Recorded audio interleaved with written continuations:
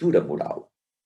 E como isso acontece? O que é a pintura mural? Então, nós vamos acompanhar agora com esses slides. Como espaços de expressão, nós encontramos na pintura mural uma definição. Toda pintura feita sobre o suporte de parede, muro ou teto, como nós já estudamos. Então, quando nós analisamos qualquer obra de arte em um desses suportes, seja na parede, seja no muro ou no teto, mas comumente nas igrejas, em algumas igrejas, a gente observa, né, pinturas assim no teto. Então, a gente sabe que esse tipo de técnica é a pintura mural. E um detalhe importante, porque ao longo da história, a pintura mural ela foi se desenvolvendo, acompanhando a evolução do pensamento humano. Uma pintura mural que transmitia uma comunicação. Nós tivemos a arte rupestre como entendimento inicial de que há muito tempo se desenvolveu, se foi criado esse tipo de expressão através da pintura mural. Mas nós observamos algumas características importantes que nos ajudam a entender, a localizar, a definir uma pintura mural, o uso da técnica da pintura mural. Que são as características? Então, nós vamos falar de algumas importantes. Primeiro, a monumentalidade, ou seja, o tamanho. São obras muito grandes para estar justamente em muros, né, paredes. Eu lembro que nós vimos a obra de Ananda na Rua, que tinha 200 metros de comprimento por 7 metros de altura. Então, nós temos aí uma monumentalidade da obra, né? E isso formam grandes painéis gigantescos da obra de arte. Não é? Por que essa formação? Porque quando vai para um espaço público, como uma parede, um viaduto, um muro, a gente tem a oportunidade de democratizar a arte, fazer com que essas obras elas sejam acessíveis, ou tenham acesso a elas, o maior número de pessoas, a maior quantidade possível de pessoas. Porque a arte ela quer dialogar com as pessoas. Então, a maior quantidade de pessoas capazes de refletir, pensar, ser impactado por esta obra é uma característica que faz com que surja, faz com que seja importante e necessário haver a técnica da pintura mural. Outro detalhe interessante é a função que ela desenvolve, e sempre é uma função pedagógica. Ela tem o caráter de instruir as pessoas. A gente vai acompanhar, inclusive, daqui a pouco, os afrescos, que foi desenvolvido no Egito Antigo, na arte egípcia, né? E trazendo a arte, a lei da frontalidade, mostrando os pés e as mãos e a cabeça para o lado, olhos e troncos virados para frente, né? Frontalismo, mas mostrando para aqueles povos antigos uma organização social, uma hierarquia. Então, o faraó é o maior, então ele é desenhado como grande, não é? Sendo grande. Os outros que são inferiores são colocados, desenhados sempre de forma menor que o faraó, que é a pessoa mais importante daquela hierarquia da construção social. E ela transmite, portanto, uma mensagem que educa as pessoas sobre uma determinada pensamento, organização. Foi assim também no período medieval, onde a igreja utilizou as pinturas para representar a fé, né, explicar como é a realidade que nós um dia no céu viveremos. E aí nós temos esses pontos importantes. Então, a arte da pintura mural tem um caráter pedagógico para instruir, educar as pessoas, sempre com mensagens educativas. E depois, como eu falei no início, a pintura mural desenvolveu uma função social que está relacionada com as questões políticas e econômicas, como vai ser o caso do movimento muralista, que nós vamos ver daqui a pouco. Não é? Então, compreendendo bem a pintura mural, nós vamos partir para um entendimento de como perceber e identificar numa exposição de obra essa pintura mural. Como a gente pode entender como foi realizada, como foi construída? Então, nós temos a legenda. E aqui neste caso que nós vimos, uma obra de Reis e Rainhas de Lakeview Terrace, e aí nós temos essas informações importantes que nos ajudam a compreender. E em toda obra de arte, a gente é preciso fazer. Então, se cair, por exemplo, numa questão aberta, para vocês referenciarem qual é o nome da obra, o nome do artista, tudo isso vem colocado aqui. Então, na legenda da obra de arte, sempre vem primeiro o nome ou o título da obra, depois, entre parênteses, a data, separado por vírgula, o nome do artista. Em seguida, nós temos o nome da técnica, as dimensões da obra, ou seja, o tamanho desta obra e o local aonde pertence. Tudo isso nós conferimos aqui na legenda, como nós fizemos a observação na nossa última aula, no nosso último encontro.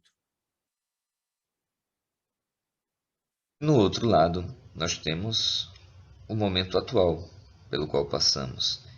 Pessoas de diferentes países, diferentes religiões, diferentes raças se unem em uma exposição artística para um pedido único.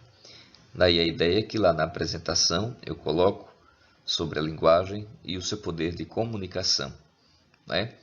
Nós comunicamos ao passo em que há um entendimento entre o espectador e o artista. A mensagem pode ser passada quando há essa relação, não é? Na compreensão de vocês, o que as imagens tentam demonstrar? E aí nós entramos em uma característica nova, que é a do muralismo.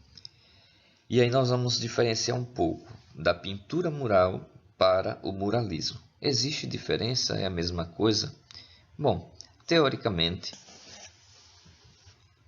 a pintura mural se refere à característica adotada, né, de você pintar as superfícies como nós vimos na descrição.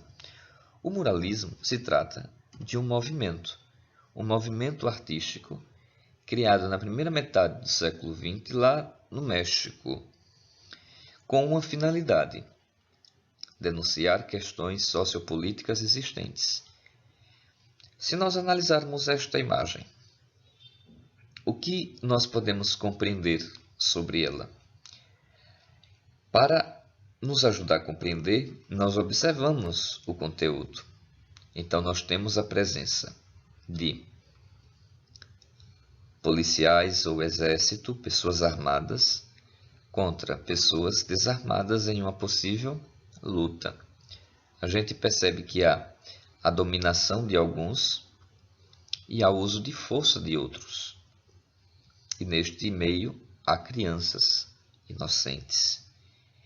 Então, é uma mensagem forte que tenta ser passada. Na ocasião em que este movimento foi criado, e aí nós vamos observar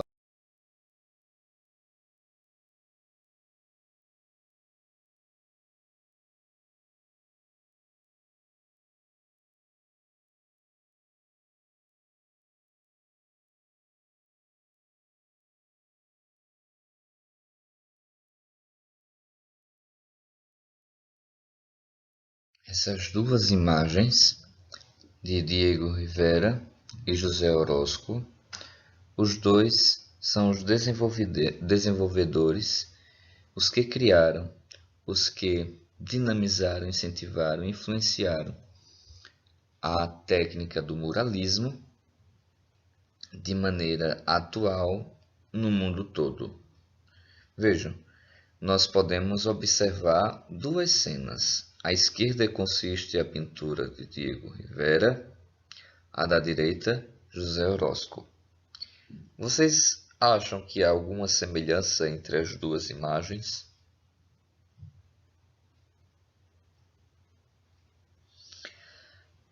Toda a arte a gente compreende. Nós fizemos aquele exercício de ler o que tinha como figura para compreender o que se passava. Nestas imagens, nós também vamos fazer o mesmo exercício. Eu quero que vocês observem e, neste ponto, argumentem, compreendam, identifiquem o que tem em cada cena, para daí a gente conseguir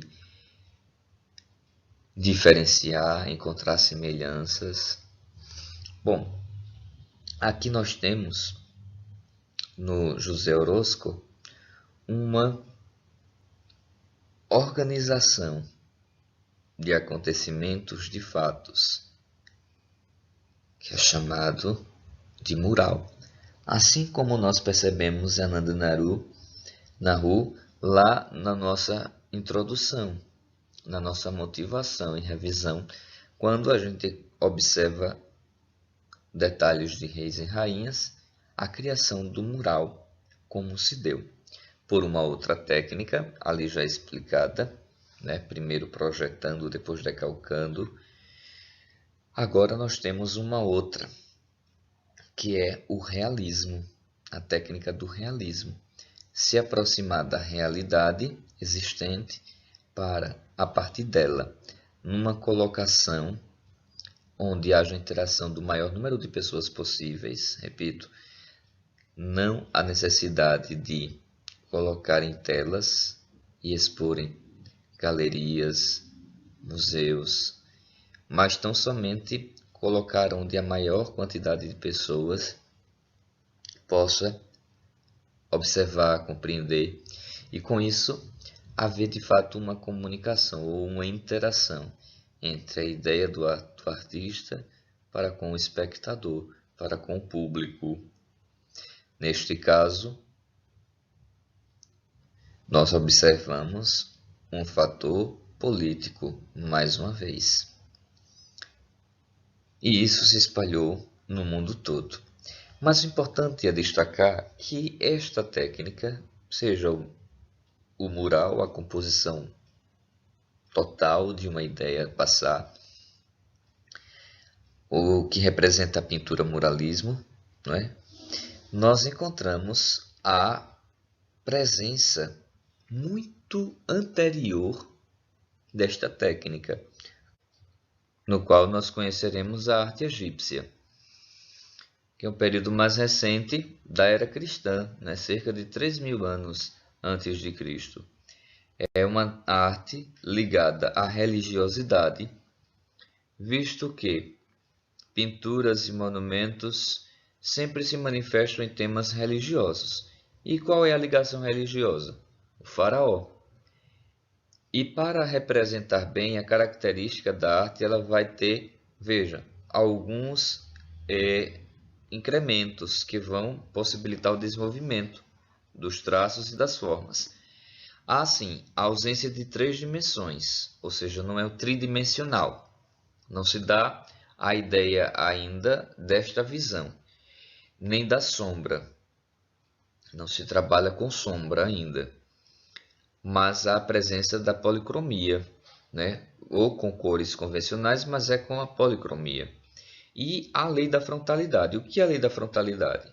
Onde a cabeça, as mãos e os pés estão sempre virados para o lado e o olho para a frente, o tronco para a frente.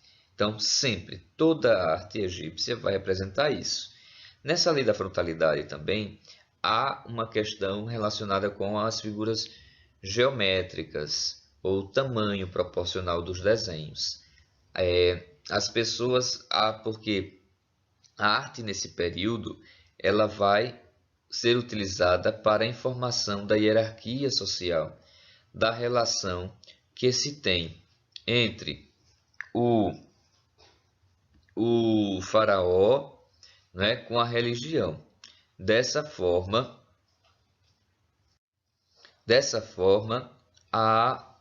encontravam para representar e dizer, dar a ordem social de como se manter representado, o faraó sempre maior e a posição mais do servidor menor, né? Ou fora do palácio, sempre são os trabalhadores, os escravos, aquelas pessoas que não tinham nenhuma influência dentro da pirâmide egípcia. Nós podemos observar de pintura mural, nós temos também o afresco, né? Que eram justamente quando se colocava uma espécie de massa corrida com cimento e ali o artista fazia o contorno e já jogava o pigmento das cores. Foi aprimorado, a gente vai ver. E lá no Renascimento, né, sobretudo Michelangelo utilizou com muita maestria, Leonardo da Vinci, e nós vamos observar essa indicação, tá? Mas observando aí, os personagens aqui representados, alguém poderia dizer ou como que eles estão aqui representando? Para nós será um motivo de muita alegria receber de vocês estas informações, tá bom? Mas aqui nós temos, por exemplo, no meio a figura do faraó junto com outros dois deuses, né? Os deuses, eles estão representados com figuras de animais, né? Então nós temos aqui o Anubis, que é o deus da morte, e Horus, o deus do céu. Nós temos o amarelo como base para representar a divindade. O faraó, que é a mistura de amarelo, porque ele era considerado um deus na terra, né? Mas também a presença do branco em grande revelação, né? Ou em grande proporção. Pois bem, na nossa atividade, eu gravei outro vídeo fazendo a prática dessas aulas, da nossa pintura onde nós paramos. Então, com estes fundamentos, só quero pedir para que vocês lembrem e tenham uma sensibilidade com relação às obras que são expostas. Que Deus os abençoe, os ilumine e tenham uma excelente prova. Até a próxima.